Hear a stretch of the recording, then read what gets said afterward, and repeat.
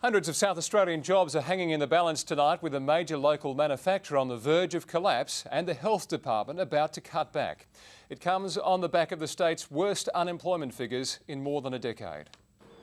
Nearly 180 people work for Penrice Soda, headquartered at Osborne, supplying chemicals vital in industries like glass-making, mining and farming. Crippling debts forcing voluntary administrators to take over. Employees briefed today. The aim, a restructure or sale, hopefully minimising job losses.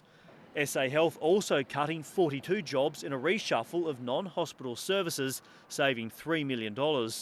The news, a twist of the knife for the state's economy, as the jobless rate hit 7.1%. The unemployment rate is not good, I accept that. The new Treasurer trying to focus on any positive, helping with the ceremonial turning of the first sod for a $65 million shopping centre on the old brickworks site, creating 600 construction jobs and 200 retail positions when complete by Easter next year.